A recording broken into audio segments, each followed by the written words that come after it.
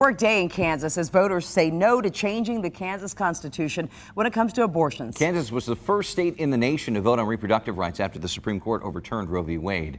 And they came out in a big way. 59% of voters decided to vote no on Amendment 2 and keep the legal precedent that abortion is constitutionally protected in Kansas. A state still has several abortion restrictions in place. Pro-choice voters rejoiced when news broke of their big win. And that includes the Kansans for Constitutional Freedom Watch Party in Overland Park. And that's where our Emily Hallwick was last night as those results rolled in.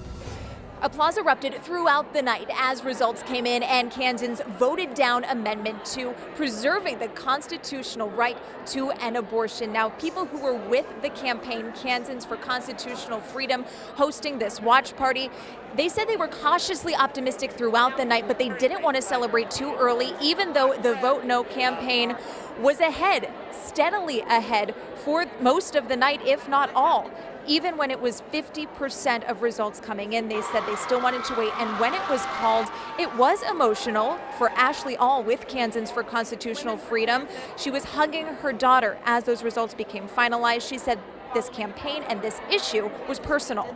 I did this race because personally this is incredibly, it hits really close to home. I have 4 daughters, and when Roe fell, I couldn't believe that they were going to grow up in a world where they had fewer constitutional rights than I did. Of course, the eyes of the nation are on Kansas. They were waiting for this vote because it is the first vote regarding abortion since Roe v. Wade was overturned. So Kansans here who supported voting no say that they hope that this vote sends a message to other states about reproductive freedom. Reporting in Overland Park, Emily Hallwick, KMBC 9 News. Now, the Kansas race is the talk of the nation. Here's the front page of the Washington Post website. On top, the Kansas Amendment 2 results saying Kansans resoundingly reject amendment aimed at restricting abortion rights. Now, below it is the Missouri Senate race totals, which we're going to talk about here in a few minutes. Closer to home, the Kansas City Star tweeted out this preview of its front page today. Has both races front and center. The Kansas vote headline reads here, "No prevails. Kansas votes to protect abortion rights in state constitution." Now, in Kansas, voter turnout exceeded expectations. Yeah, some local counties saw a big turnout across the board. KMBC 9's Rebecca Gannon live at the Johnson County Elections Office, breaking it all down for us. Rebecca. Hey, good morning, guys. The Secretary of State for Kansas earlier last night, or earlier in the season, had said he expected about 36% voter turnout. That definitely did not happen. Here in Johnson County, more than half of all registered voters, and we're talking about almost 250,000 people, hit the polls yesterday. Now, here's the breakdown you can see on your screen. 53% of registered voters in Johnson County cast a ballot yesterday. 67 of them were Democrats. 60% of Republicans voted. More than 37,000 unaffiliated voters turned out. And over in Wyandotte County, which has roughly 91,000 registered voters, 34% of voters cast a ballot yesterday. 45% were Democrats and 47% of Republicans voted. So we did some digging, and in Wyandotte County, back in 2017's primary, they had a 17% voter turnout.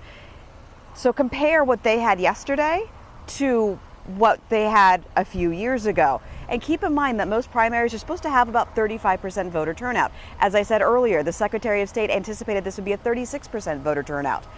And we're looking at here in Johnson County alone, more than half of its 450,000 voters voted yesterday. And a lot of people credit that amendment for bringing out so many voters. Now, we're going to talk a lot about unaffiliated voters and things, but you have to remember, this is a Republican stronghold in a lot of ways. So you have to think that there were some Republicans who voted against that amendment yesterday.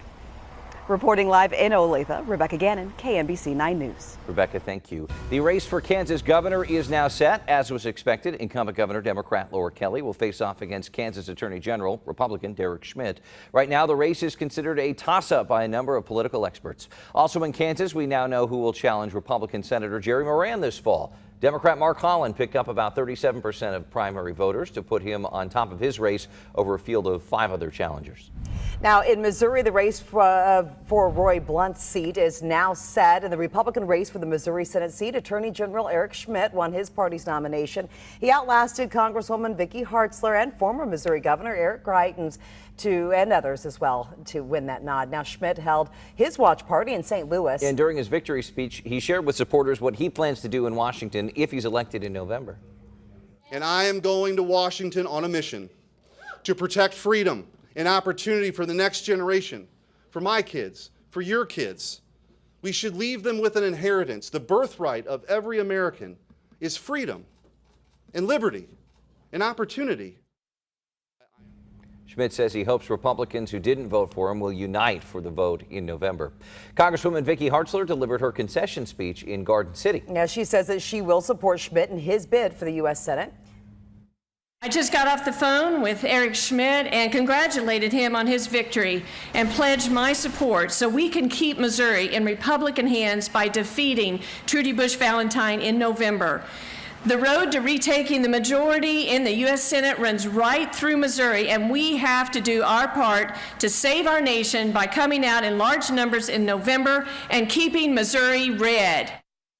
Hartzler says she's not done working for Missouri, and she's still a member of Congress in the 4th District until the end of her term. Now, former Missouri Governor Eric Greitens bid for a political comeback. Well, that fell short. Yeah, now he says he's looking toward the future. KMBC 9's Matt Fleener was in Chesterfield last night near St. Louis as Greitens addressed supporters.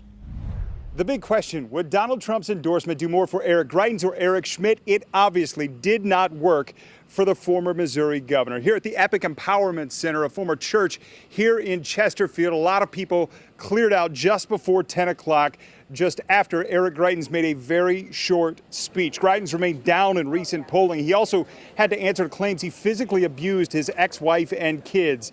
Top GOP donors invested heavily in attack ads that featured those claims about physical abuse, and he made no mention of that when he spoke. God has a plan.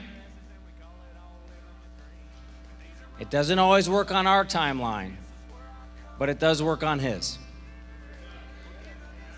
And sometimes we have to practice patience. So very clear for now, Eric Greitens' political comeback did not work this time around. What happens for him next still remains to be seen. In Chesterfield, Missouri, Matt Fleener, KMBC 9 News. On the Democratic side, millionaire Trudy Busch Valentine got the Democratic nomination, beating out Marine veteran Lucas Kunce in a wide field of candidates.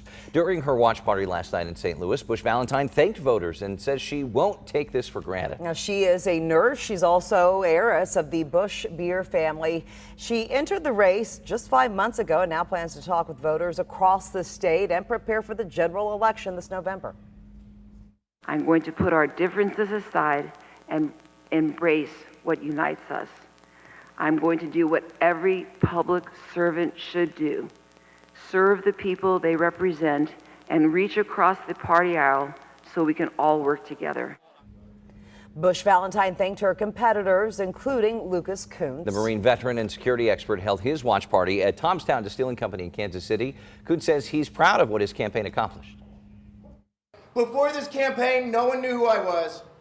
I had no money, right? And I mean no money, no family money, right? When my mom got cancer 10 years ago, she had an hourly job and she had to move in with me because that's how everyday people live.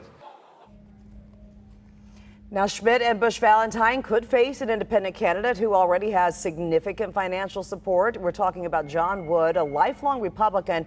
He's a former U.S. attorney and most recently, a top investigator for the U.S. House Committee investigating the January 6th insurrection. Now, he already has the backing of a political action committee led by former Republican Senator John Danforth.